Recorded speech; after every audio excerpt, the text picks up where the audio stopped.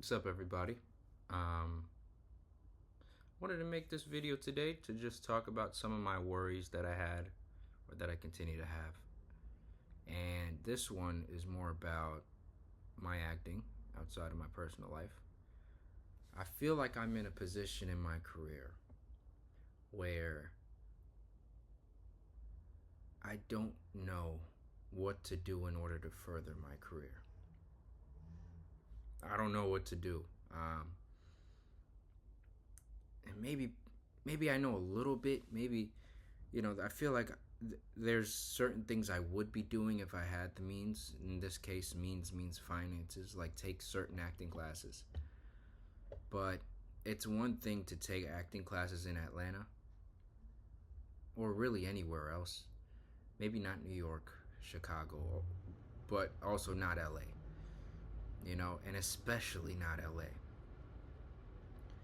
Because the acting class prices here, whereas they'd be in Atlanta, they would be a couple $100. Here, easy $800. 8 weeks of a class? Oh yeah, 800, 900, $1,000. I've seen some classes go for 1,500. I mean, you're damn near paying tuition money for a semester. Like, I couldn't. I mean, obviously not tuition money. That's like tens of thousands. But I mean, for me, this is crazy for me, man. It's crazy. The industry is absolutely dead in LA. There's nothing. I've talked to a friend yesterday, and she told me last night that she has friends who are actors in LA and that they haven't been getting work. And they're SAG actors, so obviously they can't work on non-union projects. I'm not a SAG actor, so I could work on both. And there's nothing, you know. A lot of the fear with being SAG is like you'll be asked out on non-union projects, and in this case, I don't even think there's many. Unless you're creating your own opportunities, and that's what I'm trying to do as well. But then again, money. I don't have it, so I'm in a weird position with my acting career and with my life. Part of me wishes I never stopped training. And I wish I never left my acting class, even though at a certain point I felt like I was burned out completely. Because I feel like, at least with that class, I was constantly getting better. And, occasionally, like, I still have my acting book, I'll read it. It's right here next to me. But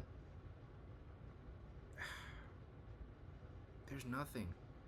But then again, there's some good that came out of coming to LA, right? I learned how to be independent for the first time in my life. I've never lived outside my parents' house, right? So in a sense, the normal day routines, the things that I was tired of, right? Like, I love my mom to death, driving her everywhere, whether it be like to the store down the street, and then she'll remember she has 3 other things to do, so now we're driving across town in Atlanta traffic. It's like things like that I took for granted, but it's like I'm constantly in a state of like loneliness here, you know?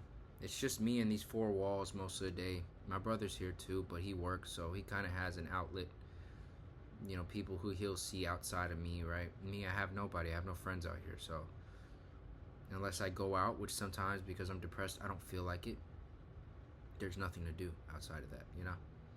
I spend most of my days going to this place called the Line Hotel. I have this producer friend, this music producer. It's odd that I even know him. He's Grammy nominated. Well, through being a BTS fan and being active on Twitter, I somehow met this guy, and he's the coolest dude in the world. He's hella busy. I think he's been going back and forth to Korea. Surprisingly enough, I think he's working with BTS again. I know he worked with them on their. He was in like a couple sessions for their album that just came out, but he didn't get to commit because he had some family things going on. He told me about that, which was pretty cool. I'm a big fan of BTS. I love those guys. And so the fact that I have somebody that I know in my life, even though we might not be super close, I know him and I've met him before, so we're kind of cool, right? And he introduced me to this place called the Line Hotel, which is basically this hotel in K-Town where a lot of these songwriters will go to occasionally whenever they're coming to LA. and they're working on stuff. And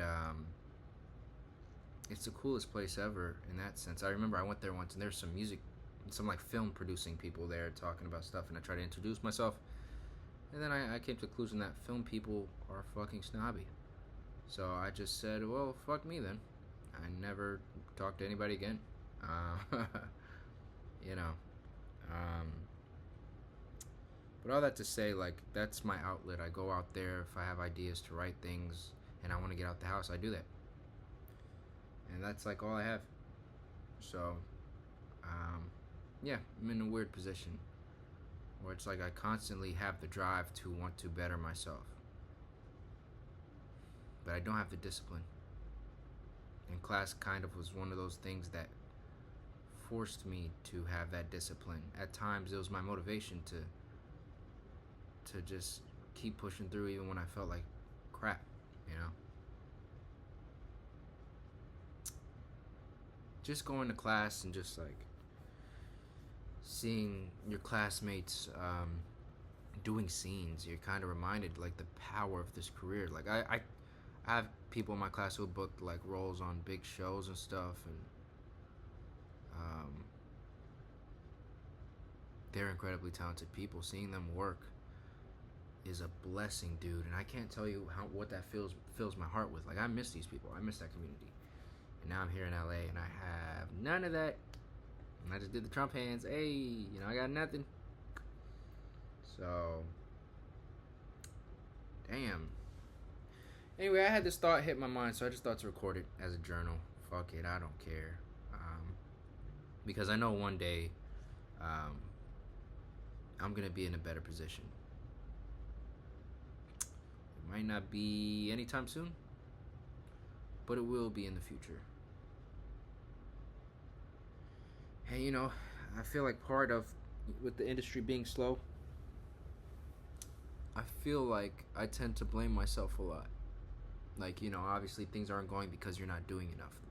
There will be days where I'll sleep most of the day, and I feel guilty for that. You know, and I'm just tired. It's because all of this feelings, you know, literally all this right here is bottled up. And so it depresses me, and that translates into stress, which translates to making me tired because I'm just, you know, I used to be so obsessed with getting better. And now I'm at a position where it's been so long since I've taken class that I don't even know if I'm good anymore. You know? Like, I swear, when I get audition notifications, it's the best thing in the world for me because I get an opportunity to play. You know? Even if it's for an Instagram video or for a short film, I'm always looking forward to it. The last thing I did was Judge Mathis, yo. I was on a court TV show. My first speaking role on TV. I used to dream about that day, man. And somehow I got it on accident. And even then, after getting it, somehow I was able to belittle it and be like, it was nothing. Everybody does that. When probably a few years ago, if I had gotten that, I would have been stoked. Because I have this kind of idea in my head of like, I should be further than I am now. So anything I accomplish right now, I'm not happy with. That's a horrible place to be. But that's it, y'all. I'm not going to yap too much.